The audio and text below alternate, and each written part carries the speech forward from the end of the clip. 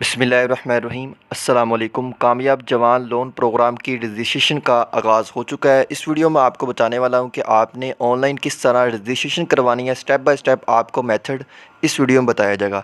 इस बार आप 50 लाख से लेकर 2.5 करोड़ तक का कर्ज़ा ले सकते हैं। इस बार जो है 21 बैंक जो है वो शामिल किए गए हैं।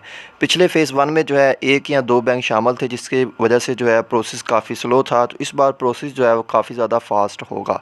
तो इस वीडियो में आपको मुकम्मल तरीका बताया जाएगा किस तरह आपने रजिस्ट्रेशन करवानी है और किस तरह आपने एप्लीकेशन फ़िल करके इनको सबमिट करवानी है। तो प्लीज़ वीडियो फुल देखें। तो लिंक नीचे डिस्क्रिप्शन में मौजूद है। तो यहाँ पर आप इस वेबसाइट पर आएंगे तो अप्लाई नो वाले ऑप्शन पर आप क्लिक करेंगे तो आप इस पेज पर आ जाएंगे। तो इस एप्लीकेशन के 9 स्टेप हैं। आपने 9 के 9 स्टेप जो है कंप्लीट करने हैं। इस मेथड में आपको तमाम स्टेप के बारे में बताया जाएगा, अप्लाई करके दिखाया जाएगा। सबसे पहला स्टेप जो है वो है इब्तदाई मालूमात का।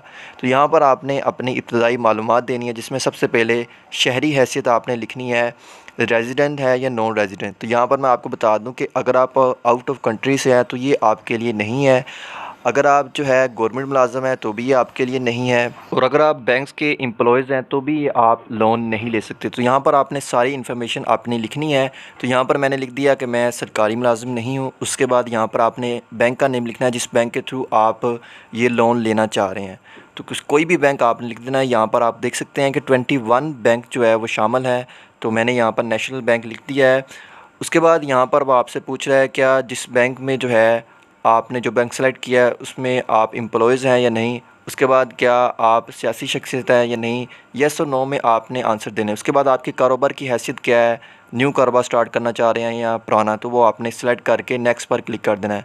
नेक्स्ट पर क्लिक करेंगे तो यहाँ पर आपकी सारी ज़ाती इन्फॉर्मेशन आएगी, जिसमें सबसे पहले जिनसे आपने सेलेक्ट करनी है मेल फीमेल। उसके बाद दरख्वास्त गुजार का नाम आपने यहाँ पर लिखना है। यहाँ पर आप अपना वही नेम दें जो आपका गवर्नमेंट के रिकॉर्ड के मुताबिक है, जैसा कि शनाख्ती कार्ड पर, बैंक्स अकाउंट पर या फिर ड्राइविंग लाइसेंस पर। तो जो गवर्नमेंट के रिकॉर्ड में आपने वही जो है वो यहाँ पर लिखना है। उसके बाद आपने अपना CNAC नंबर जो है वो यहाँ पर लिख देना है। उसके बाद नेक्स्ट फिर आपका कन्फर्म CNAC नंबर जो है वो आपने लिखना है। देन उसके बाद CNAC इशू डेट जो है वो आपने लिखनी होगी। उसके बाद कन्फर्म CNAC डेट जो है वो आपने लिखनी होगी। तो जैसे यहाँ पर फॉर्मेट दिया हुआ है, यानी आपने डैशेस भी डालनी है। तो यहाँ पर आप देख सकते हैं अप्लाई लिखने से पहले जो है इन्होंने फार्मेट बताया हुआ है कि इस फार्मेट में आपने यहाँ पर लिखना है। तो उसी फार्मेट में जो है आपने यहाँ पर लिख देना है। उसके बाद फिर आप लिखेंगे डेट ऑफ बर्थडे जो आपकी CNAC पर है वही आपने लिखनी है। उसके बाद कन्फर्म डेट ऑफ बर्थडे आपने लिखनी है।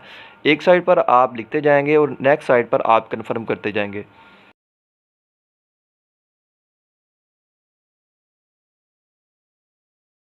उसके बाद यहाँ पर आपने लिखना है नंबर ऑफ़ डिपेंडी, यानी आपके जो ज़ेर कफ़ालत है वो कितने मेंबर हैं। उसके बाद नेक्स्ट आपने मैरिज स्टेटस लिखना है कि आपका मैरिज स्टेटस क्या है, अनमैरिड है, मैरिड है।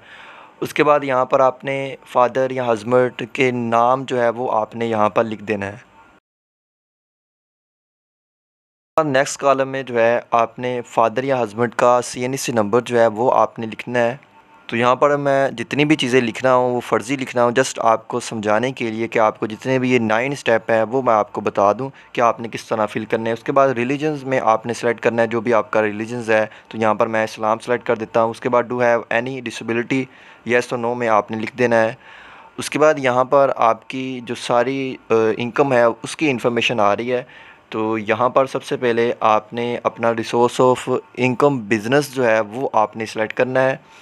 उसके बाद एवरेज करंट मंथली इनकम जो है वो आपने लिख देनी है। तो यहाँ पर आप अपनी सारी इन्फॉर्मेशन जो है वो करेक्ट लिखें। लास्ट पर ये इन्फॉर्मेशन बैंक वाले वेरीफाई करने आपके पास भी आ सकते हैं, और वैसे भी इन्फॉर्मेशन जो है आपकी चेक कराई जा सकती है।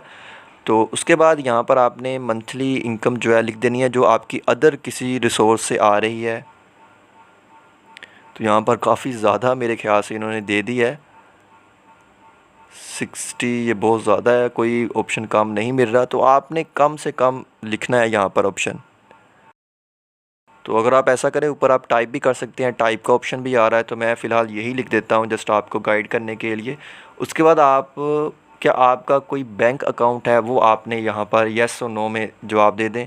अगर आपका बैंक अकाउंट है तो यहाँ पर आपने बैंक नेम फिर लिखना होगा।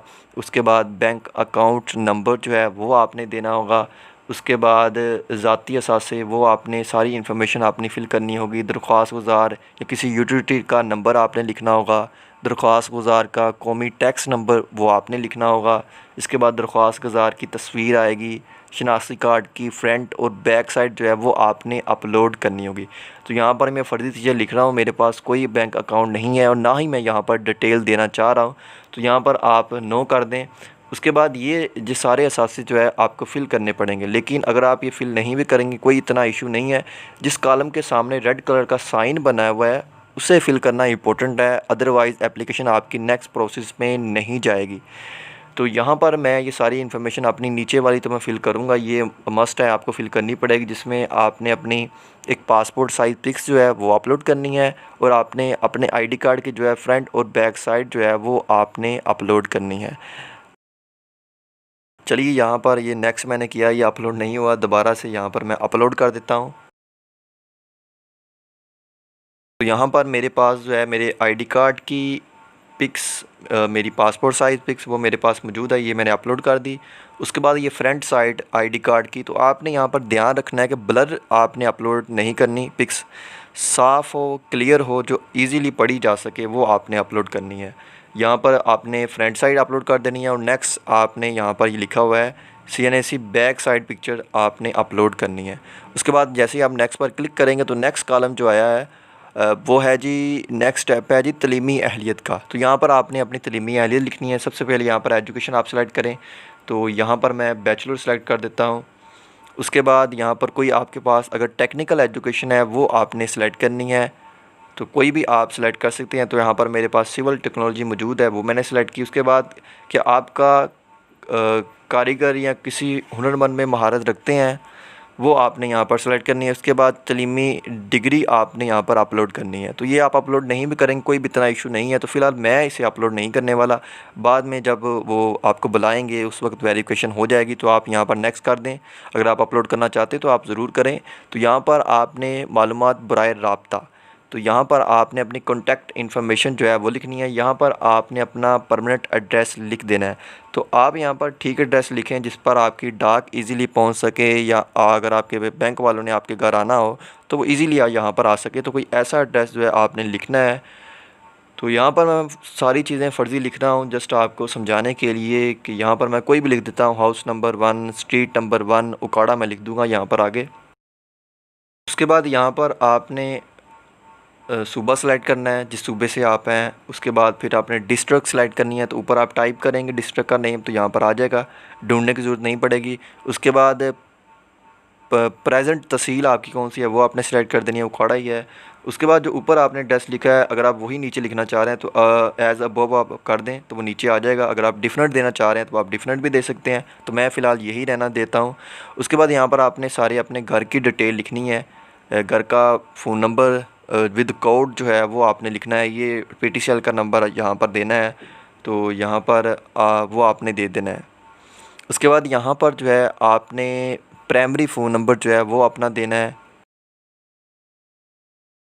उसके बाद यहाँ पर जो है आपने मुतबादल फ़ोन नंबर वो आपने देना है। ये सारी चीज़ें देना मस्ट है, अदरवाइज़ आपका फॉर्म जो है नेक्स्ट नहीं जाएगा। इनके सामने रेड कलर का साइन बना हुआ है। इसके बाद आपने वो पूछ रहा है आपसे जो आपने नंबर दिया है वो क्या वो सिम आपके नाम पर है, तो यहाँ पर मैं नो कर देता हूँ, मेरे नाम पे नहीं है, मैंने सारी चीज़ें फ़र्ज़ी लिखी हैं। उसके बाद यहाँ पर आपने ईमेल एड्रेस लाजमी दे दें ताकि वो ईमेल पर आपको इन्फॉर्म कर सके, जो भी आपको फ़ाइल वगैरह या जो भी इन्फॉर्मेशन सेंड करनी है वो आप लाजमी लिखें। उसके बाद यहाँ पर रेजिडेंसी टाइप आपने लिखनी है, जहाँ पर आप रह रहे हैं, जो आपकी रिहाइश है वो आपके ख़ुद की है, फैमिली है, किराए पर रह रहे हैं, कंपनी की है। लिखने के बाद आपने नेक्स्ट कर देना है। तो नेक्स्ट प्रोसेस आ चुका है, स्टेप नंबर 5 कारोबारी मालूमात वो आपने यहाँ पर लिखनी है। सबसे पहले आपने कारोबार की नौइयत सेलेक्ट करनी है, कौन सा आप कारोबार करना चाह रहे हैं या आप कर रहे हैं। फिर बिज़नेस सेक्टर आपने लिखना है। उसके बाद बिज़नेस सब सेक्टर जो भी इसकी कैटेगरी है आपके बिज़नेस में वो आपने यहाँ पर जो है लाजमी सेलेक्ट करनी है। उसके बाद बिज़नेस नेचर आपने सेलेक्ट करनी है, इंपोर्ट है, एक्सपोर्ट है, लोकल बिज़नेस है तो लोकल बिज़नेस है वो आप लिखते हैं। अगर उसके बाद कारोबार का नाम आपने लिखना है, जिस भी नेम से आपकी कंपनी है या जिस भी नेम से आपकी दुकान है जो भी आप कारोबार शुरू करना चाहते हैं उसका नेम जो है वो आपने यहाँ पर लिख देना है। वही लिखें जो आपकी दुकान का नेम है जिसके थ्रू आप जो है कर्ज़ा ले रहे हैं। उसके बाद यहाँ पर आपने बिज़नेस डिटेल जो है वो आपने सारी लिखनी होगी। मुंतखब करदा कारोबार की डिटेल, आप क्या करना चाह रहे हैं, किस किस्म का आपका कारोबार है। उसके बाद यहाँ पर जो है आपने बिज़नेस एड्रेस जो है लिख देना है, जिस जगह पर आपकी दुकान है, आपका कारोबार है। उसके बाद यहाँ पर आपने सूबा सेलेक्ट कीजिए, फिर उसके बाद कारोबारी ज़िला सेलेक्ट कीजिए जहाँ पर आप कारोबार कर रहे हैं। उसके बाद यहाँ पर बिज़नेस तहसील, और उसके बाद यहाँ पर आएगा जी कारोबारी रजिस्ट्रेशन की मौजूदा हैसियत, वो आपने लिखनी है। रजिस्टर है, अनरजिस्टर है। अगर यहाँ पर आप रजिस्टर लिखेंगे तो आपने सारी नीचे ये इन्फॉर्मेशन लिख देनी है, और अगर आप अनरजिस्टर लिखेंगे तो आपने यहाँ पर लिखना है जी कारोबार की किस्म, कारोबार से मुंसलिक किसी यूटिलिटी का नंबर, उसके बाद कारोबारी का टैक्स, कौमी टैक्स नंबर, उसके बाद कारोबारी की शराकियत, अगर आप शराकत दारी कर रही हैं यानी पार्टनरशिप है आपके साथ, तो वो आप सेलेक्ट करेंगे तो सारी डिटेल आपको नीचे देनी पड़ेगी, जो कि मैंने ऊपर सेलेक्ट किया हुआ है। तो अभी यहाँ पर मैं दोबारा जाकर उससे कर देता हूँ। ख़ुद का बिज़नेस जो है यहाँ पर लिखा हुआ है। स्टेप 1 में करूँगा तो यहाँ पर आप देख सकते हैं कि सारी डिटेल चली गई है, और यहाँ पर पार्टनरशिप वाला ऑप्शन करूँगा तो आपने अपनी पार्टनरशिप की भी सारी डिटेल जो है यहाँ पर प्रोवाइड करनी होगी। तो मैं फ़र्स्ट स्टेप ही रहने देता हूँ। उसके बाद ये रजिस्ट्रेशन फ्राहम करें, नंबर फ्राहम करें कि आपने ये कोई गाड़ी आपके नाम रजिस्टर है, वो आपने यहाँ पर लिखनी है। येस और नो आप करें और फाइल अपलोड करें। मैं नहीं करना चाहता तो इसलिए मैं नेक्स्ट पर क्लिक करूँगा। तो नेक्स्ट स्टेप है जी 8, वो है जी कर्ज़े से नहीं 6 स्टेप आया है, सॉरी, वो है जी कर्ज़े की तफसीलात, कि आपने कर्ज़ा लेना है वो किस नौइयत का ले रहे हैं आप। यहाँ पर आप देखें कर्ज़े की किस्म आप सेलेक्ट करें कि लॉन्ग टर्म लेना चाह रहे हैं, वर्किंग कैपेबिलिटी आप लेना चाह रहे हैं तो वो आपने सेलेक्ट कर देना है। उसके बाद आप किस लिमिट तक लेना चाह रहे हैं, यहाँ पर देखें 1 मिलियन तक, 1 लाख टू 1 मिलियन तक, 1 मिलियन टू 10 मिलियन तक। तो यहाँ पर आप देख सकते हैं कि इन पर जो ओवरऑल सूद है मेरे ख़्याल से 6% रखा गया इस बार ओवरऑल। उसके बाद यहाँ पर आपने कर्ज़े की मुद्दत सेलेक्ट करनी है कि कितनी मुद्दत के बाद जो है आप ये वापस करना चाहेंगे। उसके बाद प्रोजेक्ट कॉस्ट आपकी कितनी है, जो कारोबार आप कर रहे हैं उसके लिए आपको कितनी अमाउंट चाहिए और कितना आप कर्ज़ा ले रहे हैं, तो ये आपने मैक्सिमम लिखनी होगी अपने कर्ज़े से ज़्यादा। उसके बाद मतलूबा कर्ज़े की रकम वो आपने यहाँ पर लिखनी है कि आपको कितना रिक्वायर्ड है कर्ज़ा, यानी जो आपने कारोबार डेवलप किया है उस पर कितना अखराजात जो है वो आने वाले हैं। उसके बाद ज़ाती वसाइल से जमा कराई जाने वाली रकम वो आपने यहाँ पर परसेंटेज के हिसाब से सिलेक्ट कर देनी है जो आप जमा करवाएंगे कारोबार के लिए। उसके बाद ये आगे नेक्स्ट वो खुद ही कैलकुलेट कर देगा, आपको लिखने की ज़रूरत नहीं है। 10% आपने लिखा तो 10% के हिसाब से उन्होंने निकाल दिया कि 10,000 जो रुपीज़ बनते हैं। उसके बाद आप नेक्स्ट करेंगे तो स्टेप नंबर 7 है, वो है जी बिज़नेस प्लान का। तो यहाँ पर आपने अपना बिज़नेस प्लान जो है वो सिलेक्ट करना है, किस नौइयत का आपका बिज़नेस है। यहाँ पर आपने करंट असासाजात यानी जो आपका बिज़नेस है वो आपने लिखना है। आप बेहतर जानते हो कि जब आप इन स्टेप पर आएंगे तो आप लिख सकेंगे सारी डिटेल वगैरह। फिर करंट कैपेबिलिटी आपने लिखनी है, तो ये मैं जल्दी से फ़िल कर देता हूँ। ये सारी चीज़ें आप यहाँ पर देख लें जो आपने लिखनी है।